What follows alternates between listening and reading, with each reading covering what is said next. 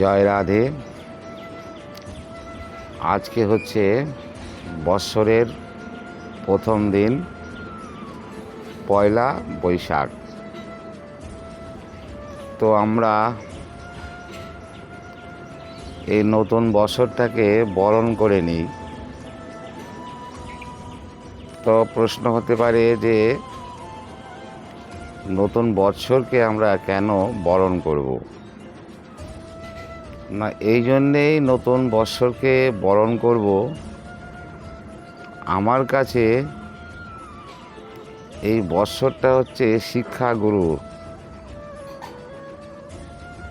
তাই শিক্ষাগুরুকে বরণ করে নেওয়াই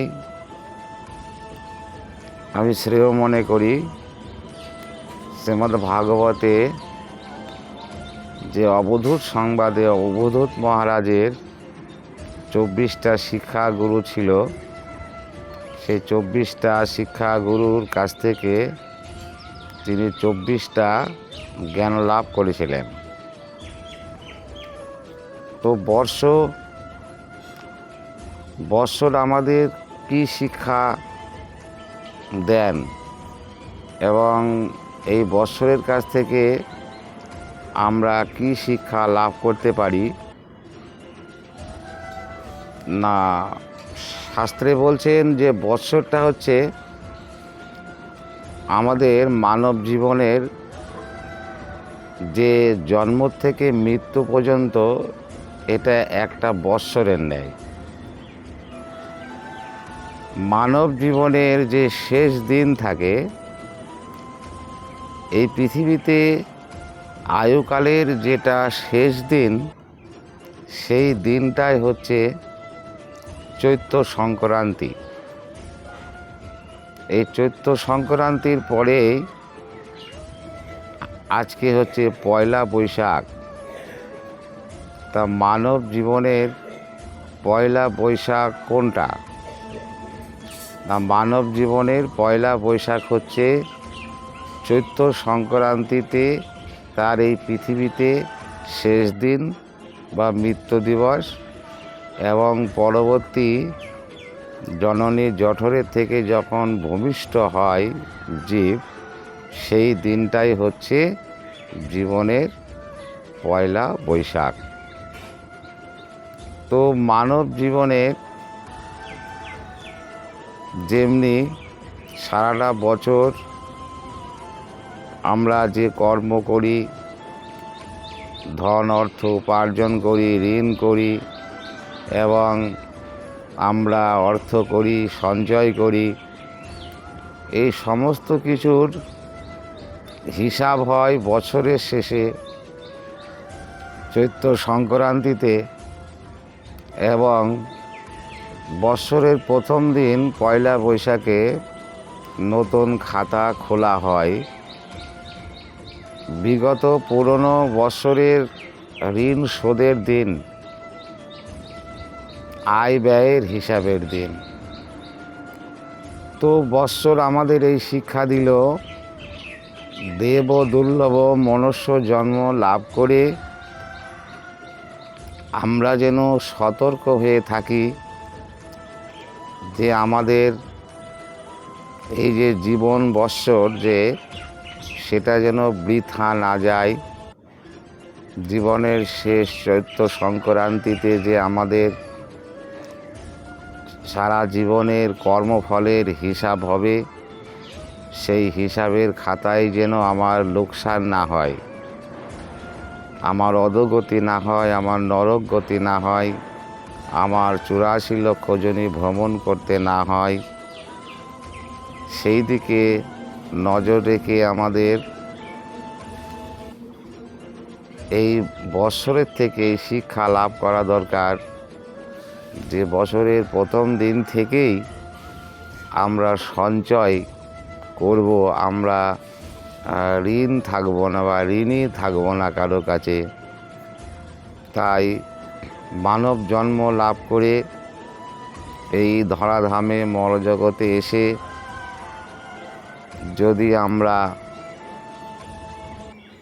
আমার ইন্দ্রিয় তর্পণের জন্যে, আমার নিজের সুখের জন্যে, দেহ সুখের জন্যে এবং দেহ সম্পর্কিত সজ্জন পালনের জন্যে আমরা যদি বৃথা আয়ু ক্ষয় করি, বৃথা জীবনটাকে অতিবাহিত করি, তাহলে জীবন বৎসরের শেষ চৈত্র সংক্রান্তিতে গিয়ে আমার তখন খুব হাই হুতাশ করতে হবে এবং পস্তাতে হবে, হায় হায় কেন আমি সারাটা জীবন আমি এই বৃথা আমি আয়ু ক্ষয় করলাম।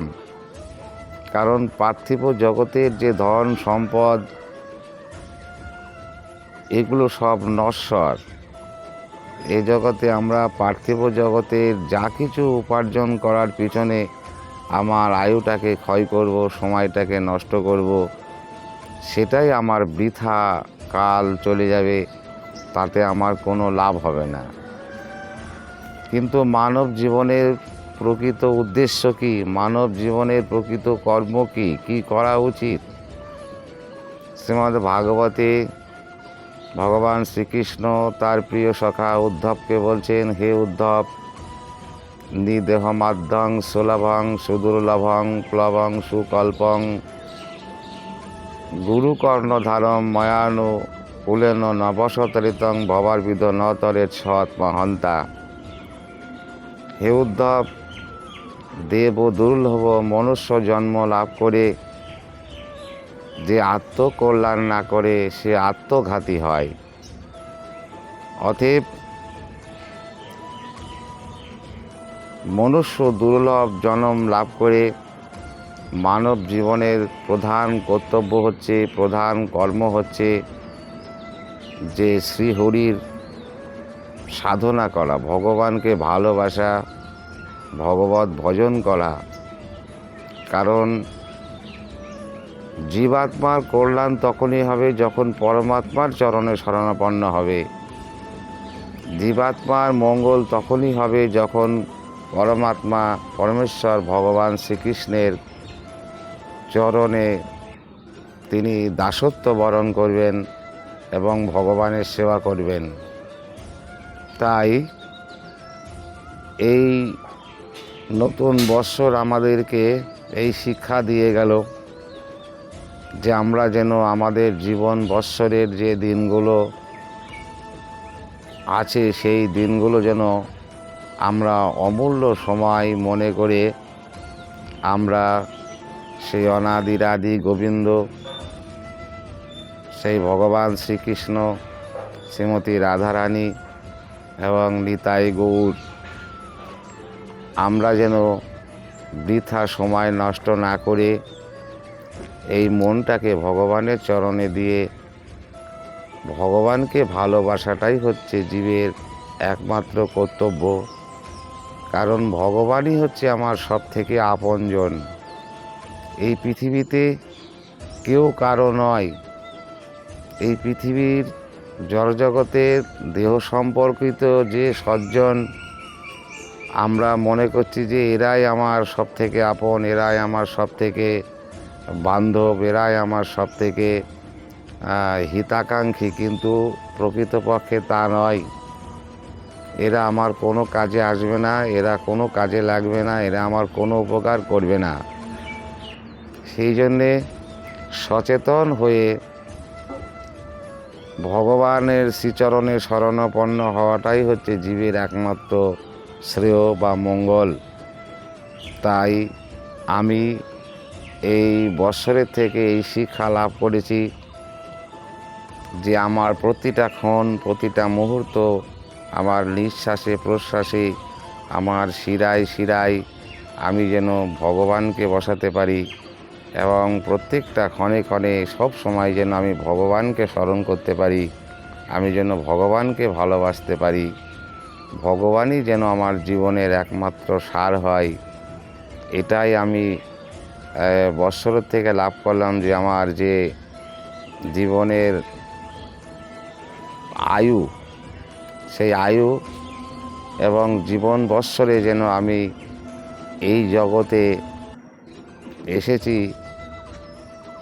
ভগবানকে ভুলে জীব এই জগতে পতিত হয়, পতিত হওয়ার কারণ কি? যে পূর্বজাত কর্মফল, পূর্বজাত প্রারব্ধ ভোগ করতে আসে।